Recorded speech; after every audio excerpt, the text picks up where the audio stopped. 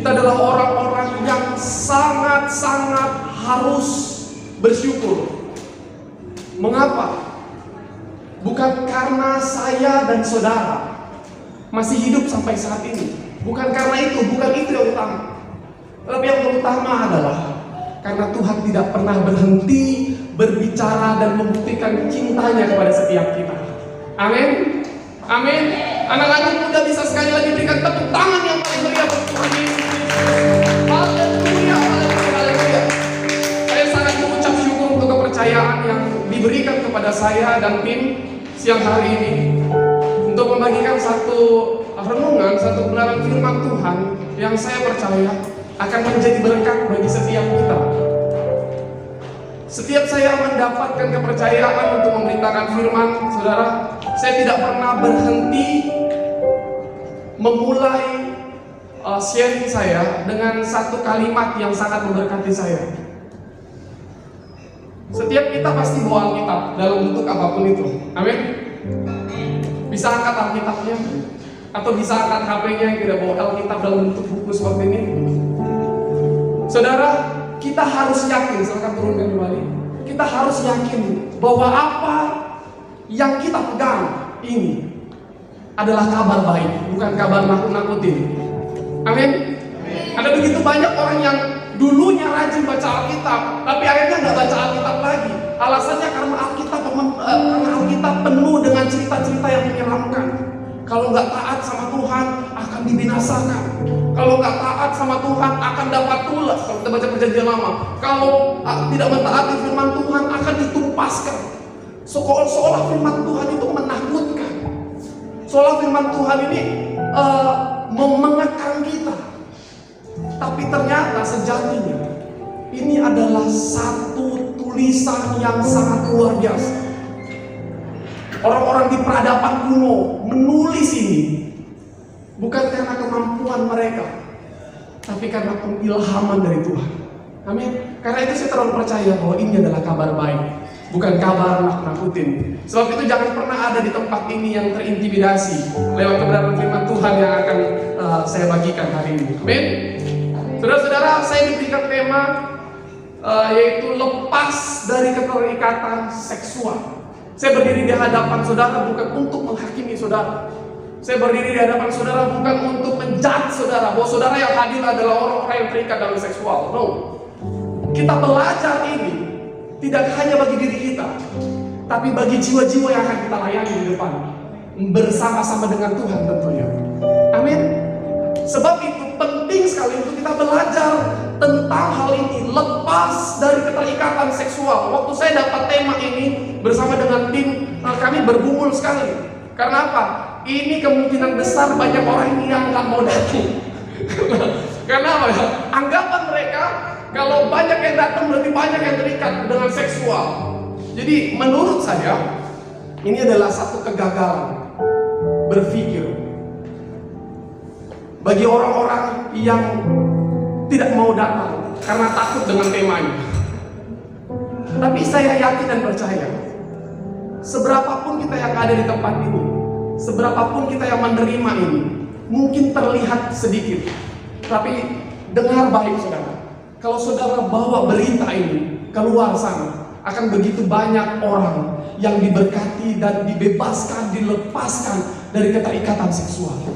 Saudara, kami coba search apa sebenarnya yang dimaksud dengan seks. Dan dari satu artikel saya menemukan definisi dari seks ini adalah penambahan fungsi biologis alat kelamin dari fungsi reproduksi. Seks adalah pembagian dua jenis kelamin, yakni laki-laki dan perempuan yang ditentukan secara biologis. Seks juga berkaitan dengan karakter dasar fisik dan fungsi manusia, mulai dari kromosom, kadar hormon, dan bentuk organ reproduksi. Sedikit lagi tentang seksual. Dan kemudian seksual ini adalah bagaimana seseorang merasa tentang diri mereka dan bagaimana mengkomunikasikan perasaan tersebut kepada orang lain melalui tindakan yang dilakukannya, seperti sentuhan, pelukan, ataupun perilaku yang lebih halus seperti isyarat gerak tubuh, cara berpakaian, dan berbedah dan berbendaharaan kata, termasuk pikiran, pengalaman, nilai, fantasi,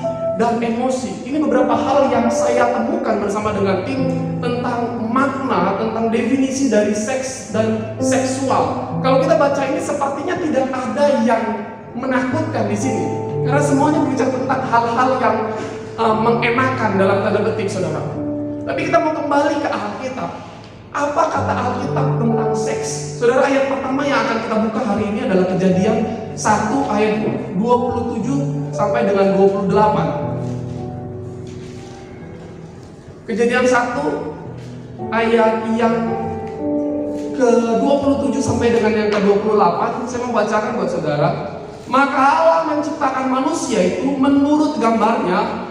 Menurut gambar Allah diciptakannya dia, laki-laki dan perempuan diciptakannya mereka. Allah memberkati mereka. Lalu Allah berfirman kepada mereka, beranak cuculah dan bertambah banyaklah, penuhilah bumi dan taklukkanlah itu. Berkuasalah atas ikan-ikan di laut dan burung-burung di udara dan atas segala binatang yang merayap di bumi. Saudara, ayat yang berbicara tentang seks tidak hanya di ayat ini saja, tapi ada begitu banyak ayat yang membicarakan atau yang membahas tentang seks di Alkitab. Saya mengambil ini dan menarik kesimpulan bahwa ternyata seks ini diciptakan oleh Tuhan. Sederhananya, saudara, manusia, Adam dan Hawa tidak akan dapat beranak cucu jika mereka tidak melakukan satu hubungan yang disebut dengan apa? Seks. Tapi kalau kita belajar di sini, perintah ini diberikan kepada orang-orang yang sudah suami istri. Setuju dengan saya? Atau ada yang memiliki pemahaman yang berbeda? Saudara, Alkitab sangat jelas bahwa ternyata seks ini adalah berkat, adalah perintah yang Tuhan berikan kepada suami dan istri. Satu ayat lagi saya mau bacakan bagi saudara, Amsal 5 ayat 18 sampai dengan 19 yang membahas tentang hal ini. Diberkatilah kiranya sedangmu, bersukacitalah dengan istri masa mudamu, rusa yang manis, kijang yang jelita, biarlah buah dadanya selalu memuaskan engkau, dan engkau senantiasa berahi karena cintanya. Amsal 5 ayat 18 sampai dengan ayat yang ke-19. Dari sini jelas sekali kita dapat mengambil kesimpulan bahwa ternyata seks ini adalah suatu perintah, adalah suatu berkat yang Tuhan berikan one day nanti bagi suami dan istri. Saudara, waktu saya baca Alkitab, ada begitu banyak sekali hal-hal yang saya temukan tentang seks. Salah satunya adalah tempat yang Tuhan tunggang balikan. Namanya adalah Sodom dan Gomora. Saudara tahu mengapa Tuhan menunggang balikan tempat itu? Salah satu penyebabnya adalah terjadi kejahatan seks di sana. Ada orang sesama jenis, ada orang yang wanita dengan wanita, laki-laki dengan laki-laki melakukan hubungan seks. Ini sepertinya aneh bagi kita, tapi asik bagi mereka.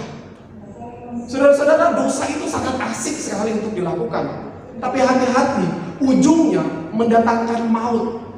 Karena dosa bukan kehendak yang Tuhan inginkan untuk kita lakukan. Sodom dan Gomora ditunggang balikan oleh Tuhan karena mereka melakukan kejahatan seks ini. Semakin hari dunia nampaknya tidak semakin baik. Kejahatan yang sudah terjadi di peradaban kuno dulu terus terjadi ternyata sampai sekarang ini. Saya melihat dari salah satu artikel yang saya baca, di sana dituliskan jumlah orang-orang yang melakukan seks sebelum menikah adalah 3,7 juta di Indonesia. Saudara, ini adalah prestasi. Tapi bukan bagi orang percaya, namun bagi iblis. Jadi kalau kita mau buat iblis senang, kalau kita mau buat iblis terus dalam tanda petik berprestasi, maka kita harus membiarkan iblis bekerja di Indonesia dan menghasilkan lebih banyak lagi orang-orang yang jatuh di seks bebas, free sex. Tapi kalau kita adalah orang-orang yang menyadari bahwa saya dan saudara adalah anak-anak panah di tangan pahlawan yang Alkitab catat, Mazmur catat, maka kita akan melakukan suatu visi dan misi yang Tuhan kehendaki untuk saya dan saudara lakukan, yaitu tidak membiarkan semakin banyak orang yang terikat dengan seks bebas. Saudara, saya juga menemukan ada sekitar 9.039 orang yang melakukan pemerkosaan di Indonesia. Ini baru yang terdaftar, saudara. Belum yang tidak terdaftar. Begitu jahatnya dunia ini sekarang. Berkat yang seharusnya diberikan atau dinikmati oleh orang-orang yang sudah bersuami istri, namun sekarang dinikmati juga oleh siapa? Sesama jenis.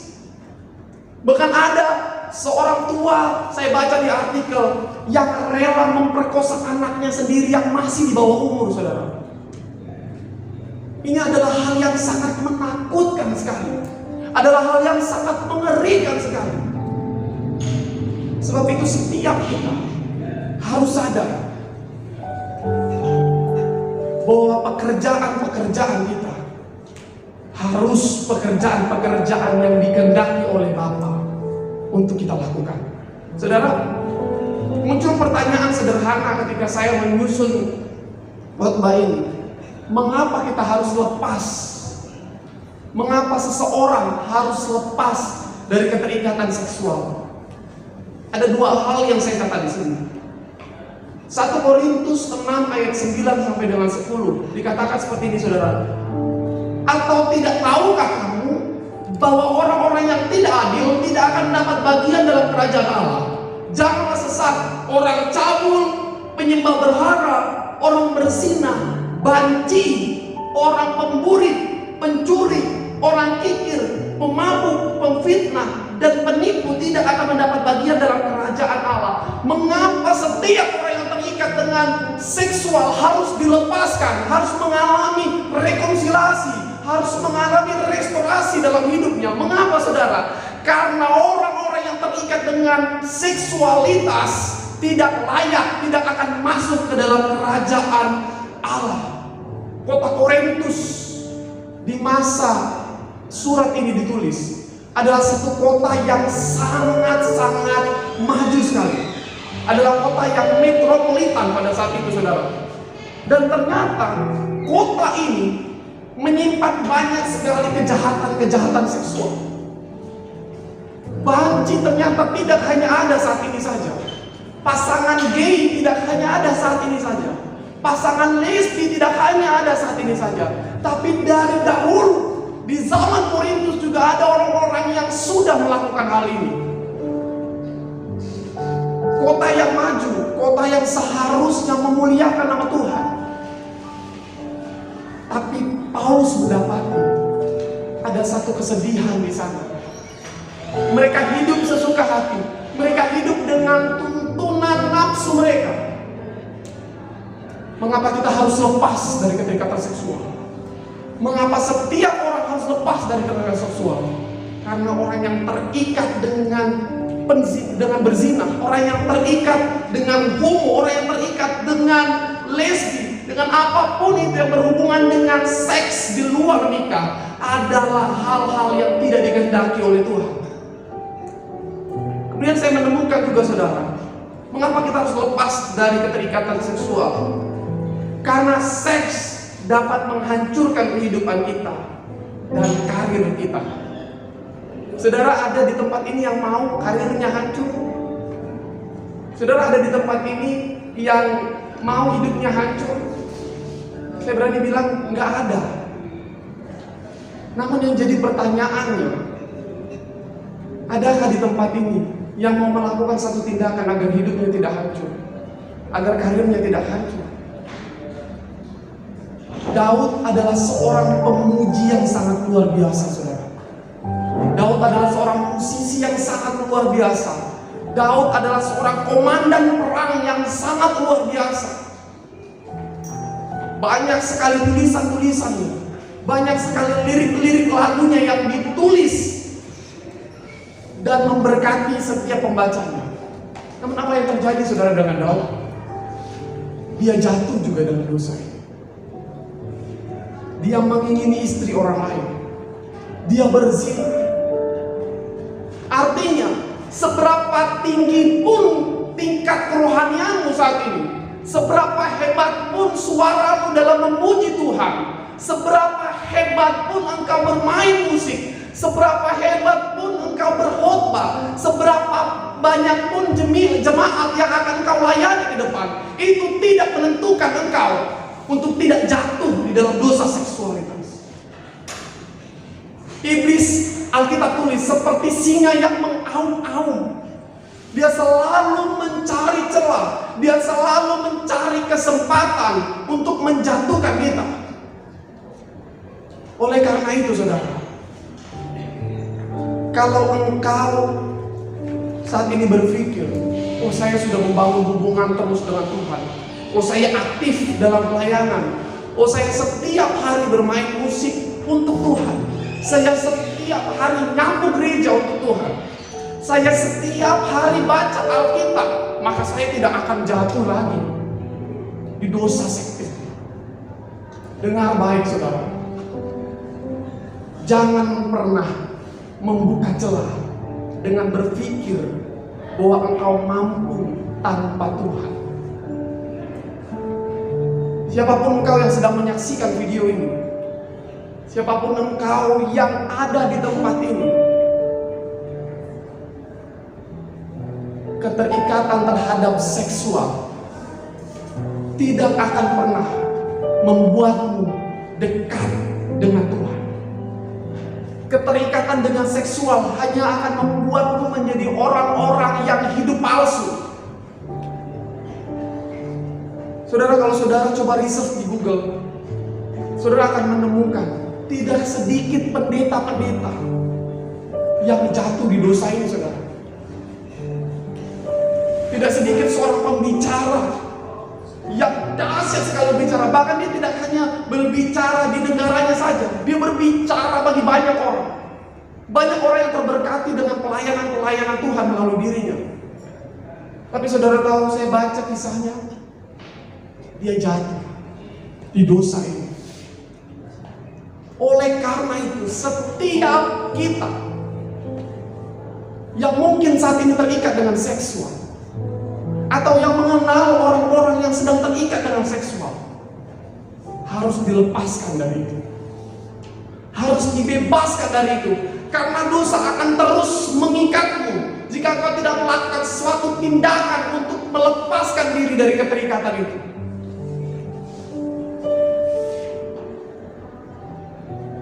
Saudara, dari pertanyaan yang pertama, saya menemukan pertanyaan selanjutnya. Pertanyaan yang dapat dikatakan adalah inti dari pembahasan ini. Bagaimana caranya agar kita dapat dilepaskan dari keterikatan seksual? Saya menemukan saudara dalam 1 Yohanes 1 ayat yang ke-9, demikian firman Tuhan. Jika engkau mengaku dosa, jika kita mengaku dosa kita, maka Ia adalah setia dan adil, sehingga Ia akan mengampuni segala dosa kita dan akan menyucikan kita dari kejahatan. Saudara, yang pertama, kalau kita mau lepas dari keterikatan, kita harus mau mengaku dosa di hadapan Tuhan. Daud, yang sekali lagi saya katakan adalah tokoh yang sangat luar biasa sekali di dalam Alkitab yang kita baca ini. Banyak sekali kisah-kisah hidupnya yang sangat menginspirasi anak-anak muda. Dia jatuh di dosa seksual. Lalu apa yang dia lakukan, saudara? Dia tulis satu Mazmur. Dalam Mazmur 51. Saya baca buat saudara. Mazmur 51 ayat 1 sampai dengan yang kelima. Untuk pemimpin biduan, Mazmur Daud. Ketika Nabi Nathan datang kepadanya setelah ia menghadapi Bathsheba, Kasihanilah aku ya Allah menurut kasih setiamu. Hapuskanlah pelanggaranku menurut rahmat-Mu yang besar. Bersihkanlah aku seluruhnya dari kesalahanku, dan tahirkanlah aku dari dosaku. Sebab aku sendiri sadar akan pelanggaranku. Aku senantiasa bergumul dengan dosaku. Terhadap engkau sajalah aku telah berdosa dan melakukan apa yang kau anggap jahat, supaya terhadap engkau adil dalam putusanmu, bersih dalam penghukumanmu. Saudara, dengan kerendahan hati Daud mengakui dosanya di hadapan Tuhan.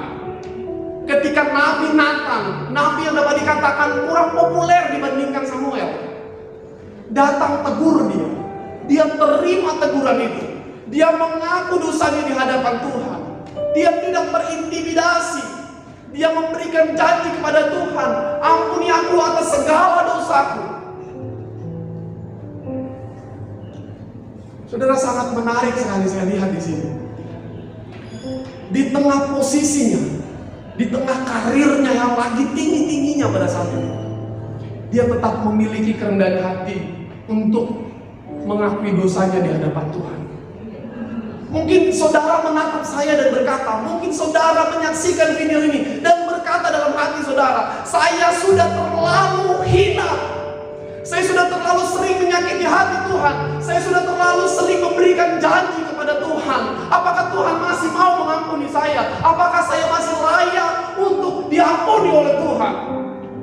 Mungkin pertanyaan itu yang saat ini ada dalam benakmu. Engkau merasa bosan minta ampun terus sama Tuhan, tapi terus berbuat dosa. Engkau aktif dalam pelayanan, tapi engkau aktif juga melakukan dosa. Seksual, onani, masturbasi, pornografi. Saat ini saya mau bilang, jangan pernah bosan untuk mengakui dosamu di hadapan Tuhan, karena Tuhan tidak akan pernah bosan untuk mengampuni. Kalau ada saat ini saudara-saudara yang terintimidasi, saya sudah tidak layak mengaku dosa saya sudah terlalu sering. Pandanglah kepada salib Kristus. Dia tidak pernah sekalipun memaksamu untuk mencintai dia, tapi yang dia lakukan adalah dia buktikan cintanya kepada engkau dan saya. Dengan tangan yang terbuka di atas kayu salib, dengan perut yang tertikam, dengan mahkota dunia. Apa dia katakan? Ampunilah mereka, sebab mereka tidak tahu apa yang mereka buat.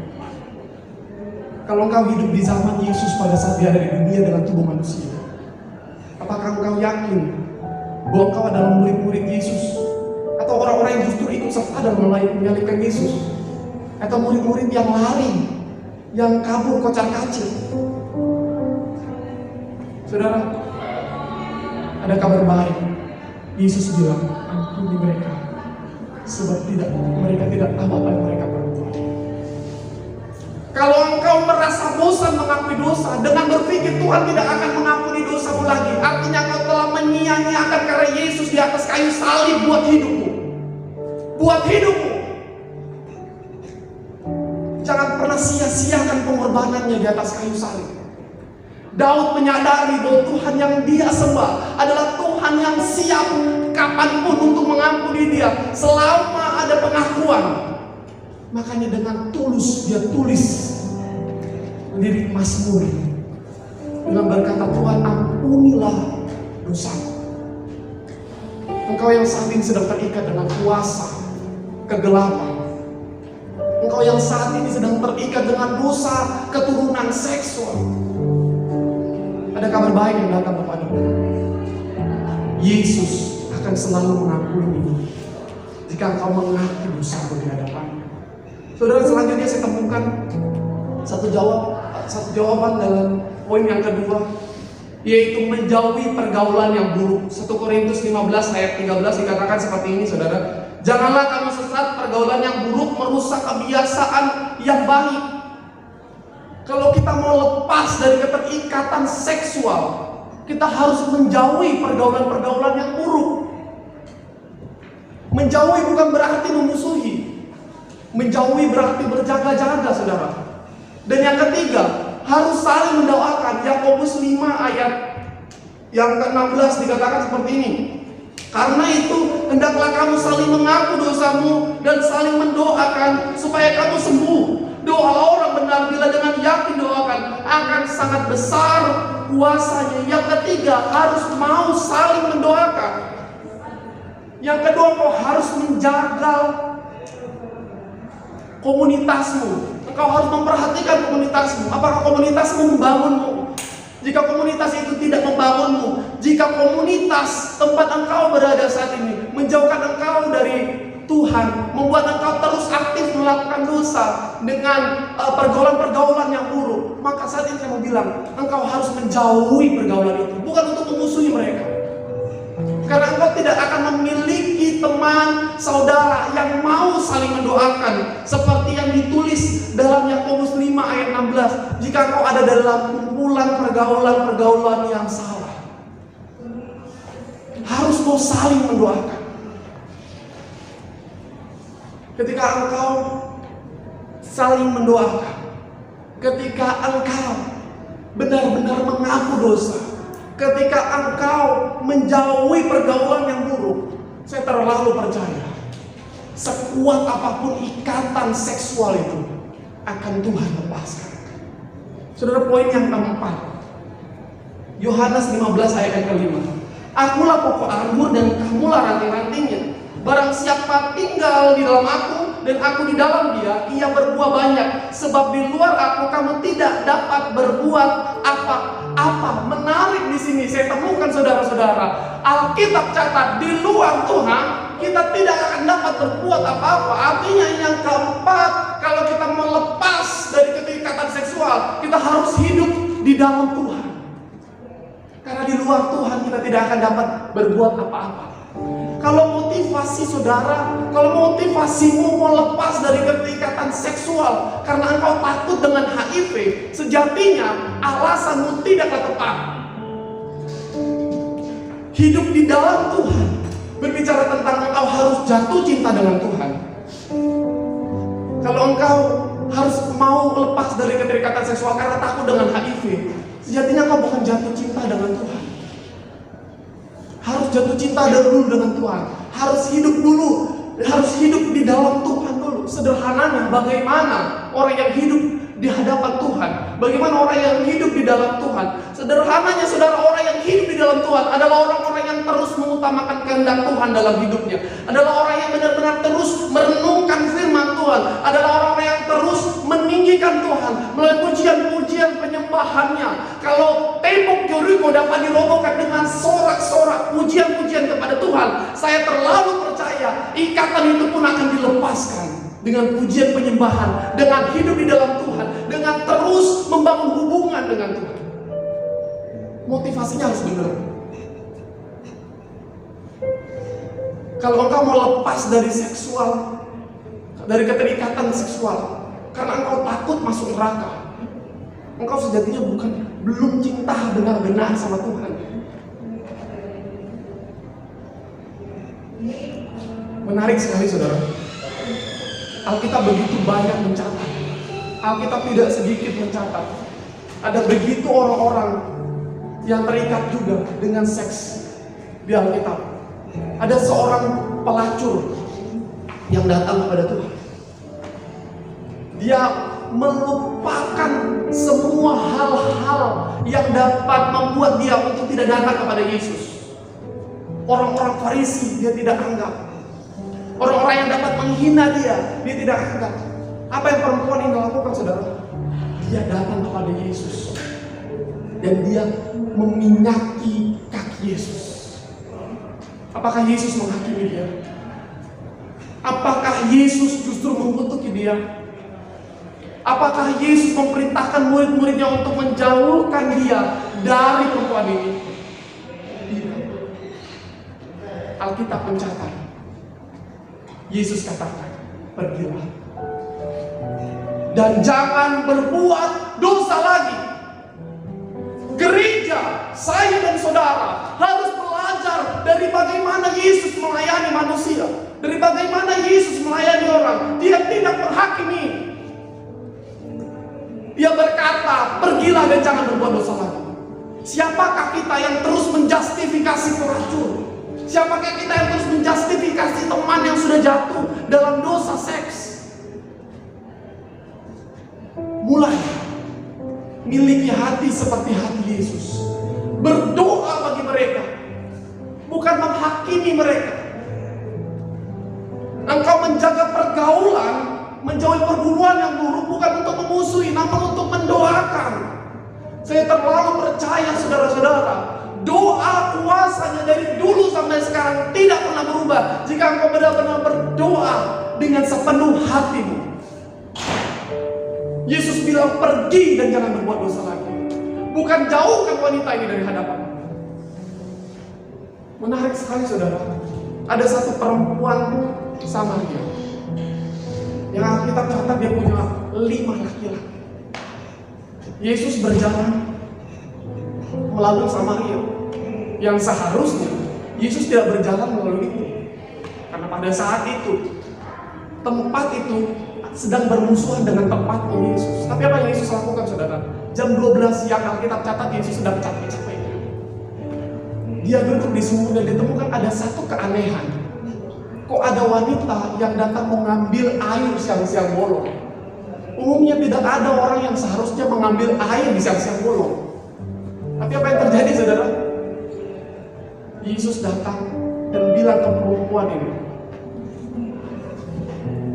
Menarik sekali obrolan ini. Apa yang Yesus katakan kepada perempuan ini mengubahkan hidup perempuan ini, saudara. Alkitab mencatat, ketika perempuan ini kembali ke kotanya, dia menjadi penginjil perempuan pertama kali di Samaria yang memenangkan begitu banyak jiwa bagi Tuhan. Kepastian Tuhan mengampuni kita, apapun dosa kita, sebesar apapun dosa kita, bagi perspektif kita, bagi persepsi kita, itu tidak akan pernah dapat membuat Tuhan berhenti mencintaimu.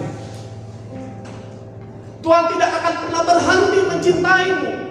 Dia tulis Alkitab ini melalui penulis-penulis Alkitab jadi tebal kayak gini, saudara. Bukan untuk membuat kita capek baca Alkitab, bukan untuk membuang-buang waktu kita, tapi untuk memberikan satu pesan kepada kita yang fungsinya bukan untuk mengekang, tetapi yang fungsinya untuk membuat kita terus hidup di dalam Dia. Karena Dia tahu kalau di luar Dia, hidup kita tidak akan aman. Dia tidak mau kita kenapa-kenapa. Makanya Dia kasih firman. Jangan pernah sia-siakan perjuangan Yesus bagi hidupmu, untuk membebaskan kau dari segala keterikatan dosa itu, untuk membebaskan teman-temanmu, untuk membebaskan keluargamu, untuk membebaskan kerabat-kerabatmu, tidak hanya dari keterikatan seksual, tapi dari segala keterikatan dosa.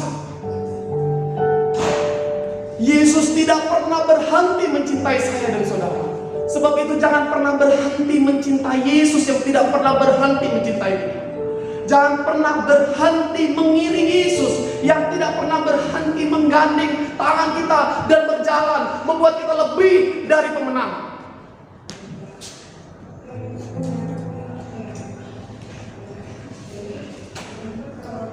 Saya berdoa agar apa yang kita terima hari ini tentang lepas dari keterikatan seksual membuat kita semakin sadar bahwa ada begitu banyak orang yang menantikan kita di luar sana untuk menerima kabar ini juga melalui saudara dan saya.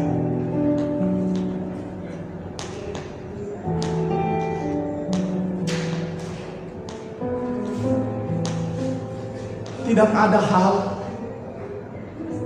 yang tidak dapat kita lakukan jika apa yang kita lakukan itu sesuai dengan kehendak Tuhan. Paulus bilang ini, saudara, segala perkara dapat kutanggung di dalam Dia yang memberikan apa? Kekuatan kepadaku. Kalau kau saat ini merasa kau tidak dapat dilepaskan dari keterikatan ini, ada kabar yang datang kepadamu, bersukacita. Tuhan tidak pernah akan membiarkan berusaha sendiri untuk lepas dari keterikatan. Dia akan memberikan kekuatan. Saudara, sampai di sini khotbah saya. Tapi saya percaya Roh Kudus tidak akan pernah berhenti untuk berbicara kepada setiap kita, pribadi lepas pribadi. Saya mempersilakan semua jemaat Tuhan, semua anak-anak Tuhan, untuk bersatu merenungkan betapa baiknya Tuhan, mengingat apa yang Tuhan kehendaki untuk saya dan saudara lakukan.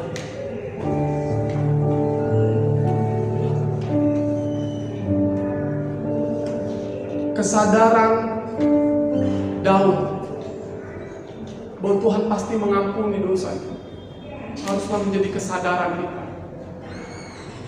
Kesadaran perempuan yang meminyaki kaki Yesus haruslah menjadi kesadaran saya dan saudara juga.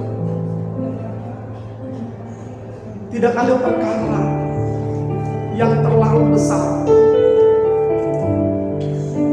bagi kita jika hidup kita di dalam pribadi yang sangat besar, yaitu Yesus. Saya mau mengajak saudara menyanyikan satu lagu lama, Roh Allah yang hidup penuhiku.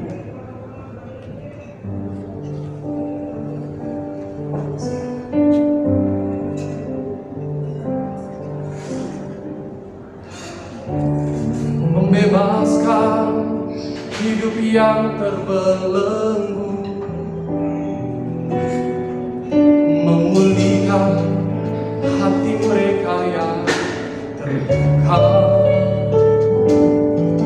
serta mencelihkan mata yang buta. Jadikan hidupku Allah dipenuhi urapan baru, menyatakan kebesaran kuasa-Nya. Saya undang anak-anak Tuhan untuk membebaskan hati yang terbelenggu, katakan memulihkan hati mereka yang terluka, hati mereka yang terluka, serta mencelihkan mata yang buta.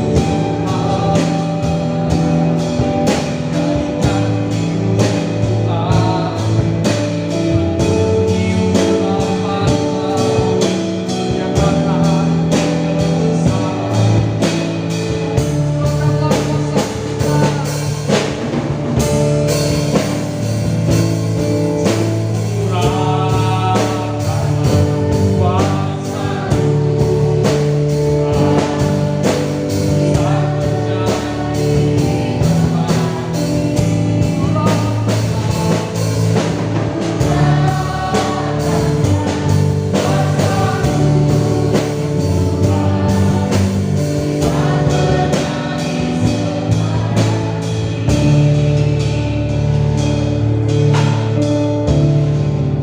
Saya minta saudara-saudara mengingat nama-nama teman-teman saudara yang mungkin menurut saudara sedang terikat dengan seksual. Saya mau kesempatan ini kita gunakan juga untuk berdoa bagi mereka. Mungkin kau yang saat ini sedang menyaksikan video ini sedang mengalami keterikatan seksual. Mungkin saat ini engkau sedang mengingat nama-nama seseorang, temanmu, kerabatmu yang sedang terikat dengan seksual, sedang terikat dengan dosa homo, lesbi, gay. Mengingat nama mereka. Kita mau berdoa bagi mereka saat ini. Saya terlalu percaya bagi engkau tidak ada yang mustahil, Tuhan. Saya percaya tidak tidak akan ada satu orang pun yang terlewatkan hari ini. Semua kami akan menerima kekuatan dari Tuhan, tidak hanya untuk dapat dilepaskan dari keterikatan dosa seksual, tapi benar-benar dapat dilepaskan dari segala kutuk perhambaan dosa. Mari angkat tangan, mari angkat tangan, berdoa bagi mereka, berdoa bagi nama yang kau tinggali, berdoa bagi mereka dalam nama Yesus, dalam nama Yesus. Bagi kami tidak akan kuasa Tuhan sempurna dalam nama Yesus, dalam nama Yesus. Akan banyak hari saat yang akan dibebaskan dari keterikatan dosa, dibebaskan dari keterikatan seksual dalam Yesus, dalam nama Yesus. Beri kami hati seperti hati Tuhan, beri kami hati yang mengasihi Tuhan, tidak hanya mengasihi dalam Yesus, segala dalam tanggung Dia, Dia memberikan kekuatan kepada kami